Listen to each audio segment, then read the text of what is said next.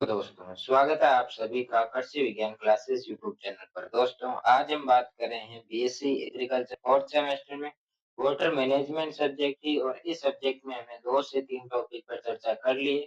और उसी कड़ी को आगे बढ़ाते हुए आज की क्लास में हम चर्चा करेंगे function of water in plant growth, यानी कि जो पानी होता है, जो जल होता है, उसका पौधे की वृद्धि में क्या काम होता है, क्या उसकी भूमिका होती है, ये हम आज की क्लास में जानने वाले हैं। कि एक पानी कैसे पौधे की जो पौधे का जो डेवलपमेंट होता है, जो प्लांट डेवलपमेंट या जो प्लांट ग्रोथ होती है, उसमें कैसे अपनी भूमिका निभाता है। तो क्लास काफ़ी इम्पोर्टेंट रहने वाली है, क्योंकि इससे आपके क्वेश्चन ज़रूर पूछा जाएगा। और बड़ा क्वेश्चन आपके इससे पूछा जाएगा। इस टॉपिक से आपके बड़ा क्वेश्चन आएगा, इसलिए क्लास के अंत तक जुड़े रहें और इस क्लास को अपने साथियों के साथ शेयर ज़रूर करें। तो चलिए बिना किसी देरी के हम आज का टॉपिक शुरू करते हैं। सबसे पहले हम इसका इंट्रोडक्शन देखते हैं कि जो पानी होता है वो पौधों के लिए क्यों आवश्यक है, इसका क्या योगदान रहता है।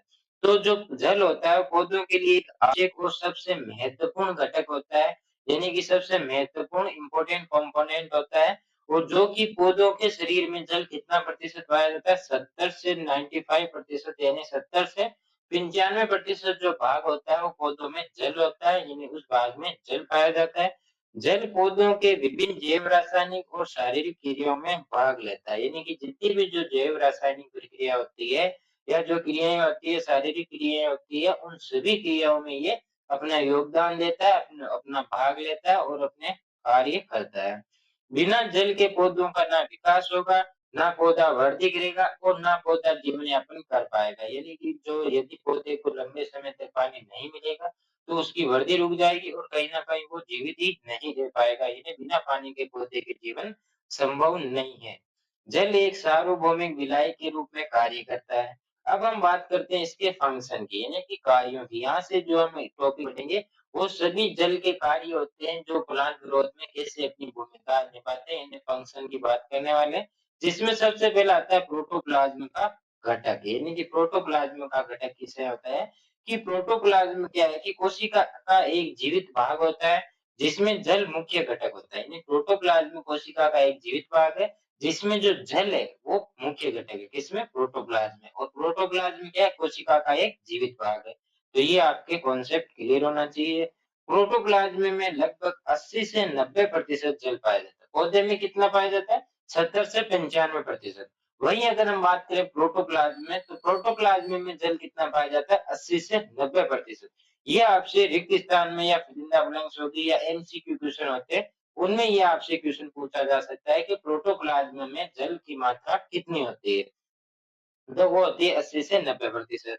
जल प्रोटोप्लाज्म की संरचना और कार्य को बनाए रखने में मदद करता है। यानी कि प्रोटोप्लाज्म की संरचना और कार्य को कौन निर्धारित करता है या उसे बनाए रखने में कौन मदद करता है? वाटर यानी जल। ये एंजाइमों की क्रियाशीलता को के लिए आवश्यक माध्यम प्रदान करता है, यानी कि जो एंजाइम एक्टिविटी होती है उसको सक्रिय करता है, यानी एंजाइमों को प्रेरित करता है, उनको सक्रिय करता है ताकि वो अपना काम कर सके। उनको आवश्यक माध्यम जो होता है ताकि वो अच्छे से काम कर सके, उनको माध्यम ये प्रदान कराता है। कौन? वाटर। इसके साथ यदि हम नेक्स्ट हम बात करें कि जल कोशिका के भीतर रासायनिक अभिक्रियाओं को संभव बनाता है। यानी कि जल क्या करता है कि जो कोशिका जो होती है उसके अंदर जो रासायनिक जो क्रियाएं होती है, जो केमिकल रिएक्शन जो होते हैं, उनको संभव कौन करता है? जल। वाटर उनको संभव करता है। दूसरा इसका फंक्शन आता है प्रकाश संश्लेषण में जल की भूमिका, यानी water help in photosynthesis. Water help in photosynthesis. जल प्रकाश संश्लेषण की प्रक्रिया में एक कच्चा पदार्थ होता है, इन्हें रॉ मटेरियल होता है। प्रकाश संश्लेषण में जल का विघटन होता है। कैसे होती है प्रकाश संश्लेषण की क्रिया? इसमें क्या होता है, जो कार्बन डाइऑक्साइड होता है और जल जो होते हैं वो आपस में मिलकर ग्लूकोज का निर्माण करते हैं। और उसके साथ ही ग्लूकोज के साथ वो ऑक्सीजन का निर्माण करते हैं और जल का निर्माण करते हैं। तो ग्लूकोज तो मिलती है पौधे को भोजन के रूप में, पौधा यूज करता है। और ऑक्सीजन जो होती है वो मनुष्य लेते हैं, जीव जंतु काम में लेते हैं, इन्हें श्वास लेते हैं। H2O जो होती है वो वाष्पोत्सर्जित हो जाती है, यानी कि वो वातावरण में वाष्प बन के उड़ जाती है। तो आपने देखा होगा कि जो पत्तियां होती है उन पर एक हल्का हल्का मतलब इन पर ओस मतलब हल्का गीलापन होता है। तो वो क्या होता है? वो H2O होता है, जो कि प्रकाश संश्लेषण के दौरान पत्तियों से जो पत्तियों के जो श्वास रंध्र होते हैं, जो पत्तियों में रंध्र होते हैं, उनके माध्यम से H2O का निष्कासन होता है, उनको वाष्प उत्सर्जित किया जाता है। तो ये आपको पता होना चाहिए। ये प्रक्रिया में ऑक्सीजन का उत्सर्जन होता है, जो मनुष्य या जीव-जंतु जो होते हैं, वो ऑक्सीजन को ग्रहण करते हैं और कार्बन डाइऑक्साइड को छोड़ते हैं। जबकि जो पेड़-पौधे होते हैं, वो कार्बन डाइऑक्साइड को ग्रहण करते हैं और O2 यानी ऑक्सीजन को उ उत्सर्जित करते हैं, ताकि मनुष्य को श्वास लेने में कोई दिक्कत ना हो। जब हाइड्रोजन प्रदान करता है, तो ग्लूकोज का निर्माण निर्माण में उपयोग होता है, यानी कि जब जब कार्बन डाइऑक्साइड और हाइड्रोजन यानी जल जो होते हैं वो आपस में क्रिया करते हैं, तो ग्लूकोज का निर्माण होता है, O2 का निर्माण होता है, H2O का निर्माण होता है। तो ये प्रक्रिया, ये समीकरण आपको याद रखना है। ऐसा पूछा जा सकता है कि CO2 प्लस H2O, ये आपके रिक्त स्थान आ जाएगा, O2 और H2O, या फिर ये पूरा ही खाली छोड़ा जा सकता है। तो ये जो समीकरण है, वो आपको पता होना चाहिए कि कैसे क्या बनता है, या कैसे जो समीकरण होता है फोटोसिंथेसिस का, वो कैसा होता है। नेक्स्ट आता है पोषक तत्वों के परिवहन में सहायक, यानी कि जो पोषक तत्वों को जड़ों से लेकर पत्तियों तक ले जाने का काम कौन करता है? जल करता है। जल जाइलम के माध्यम से ऊपर की ओर संचरण करता है, यानी कि जाइलम जो होता है वो जल को ले जाता है, फाइलम जो होता है वो फल यानी भोजन को ले जाता है। तो ये दोनों आपको पता होना चाहिए, जाइलम और फाइलम। जाइलम के माध्यम से जल जड़ों से लेकर पत्तियों तक जाता है। फाइलम में क्या होता है, भोजन जो होते हैं, पोषक तत्व वगैरह जो होते हैं, वो फाइलम के माध्यम से भोजन जो होता है वो पत्तियों तक जाता है। जल पौधों में पोषक तत्वों के घुलनशील रूप में परिवहन में सहायक होता है। ये जड़ों से पत्तियों तक खनिज लवणों को पहुंचाता है। कौन पहुंचाता है? वाटर यानी जल।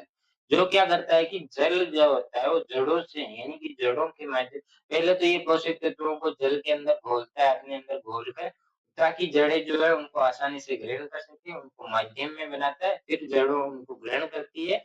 तो जल क्या करता है कि उसको जड़ों से लेकर पत्तियों तक पहुँचाने का काम करता है, और वो माध्यम यानी कि किसके माध्यम से जाता है? तो वो जाता है जाइलम के माध्यम से ऊपर की ओर संचरण करता है। और यदि हम बात करें, जल तो जाइलम के माध्यम से जाएगा, लेकिन भोजन किसके माध्यम से जाएगा? तो वो जाएगा फ्लोएम के माध्यम से ऊपर की ओर जाता है, यानी कि पत्तियों तक जाता है।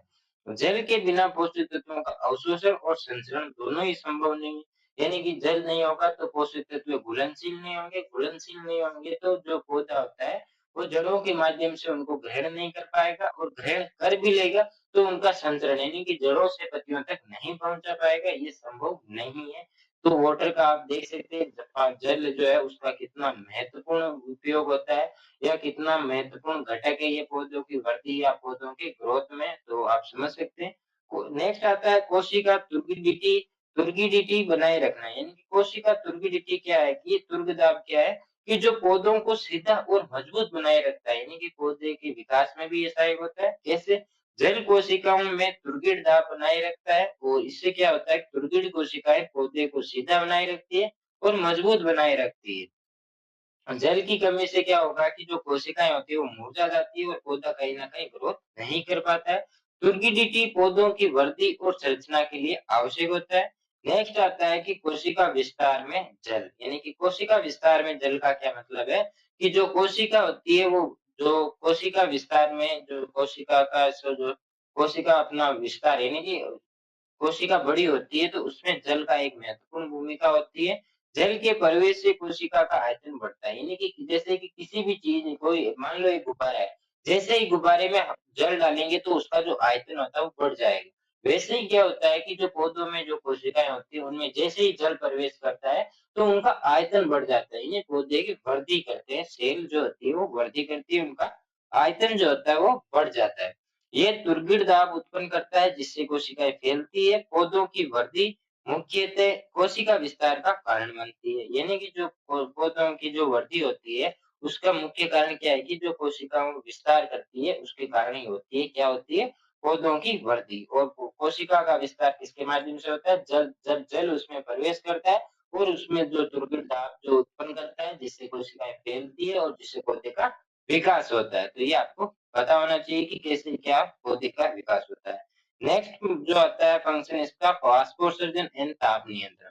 जल वाष्पोत्सर्जन की प्रक्रिया में भाग लेता है, और वाष्पोत्सर्जन पौधों में जल का वाष्प के रूप में नुकसान होता है। यानी कि इसमें क्या होता है कि जो जल होता है वो पत्तियों के माध्यम से, जब धूप पड़ती है या तेज धूप होती है, तब वाष्पोत्सर्जन होता है, यानी जो जल होता है वो वाष्प के रूप में उत्सर्जित होता है। जिससे क्या होता है कि जो पौधे का जो तापमान होता है या जो टेम्परेचर होता है, वो अनुकूल बना रहता है, उसका जो ताप होता है वो कम होता है यानी तापमान कम होता है। ये पौधे के तापमान को नियंत्रित करता है, वाष्पोत्सर्जन से क्या होती है कि जो पौधा होता है उसको ठंडक महसूस होती है, ठंडक बनी रहती है पौधे में, जिससे वो झुलसता नहीं है, उसमें पानी की कमी नहीं होती है।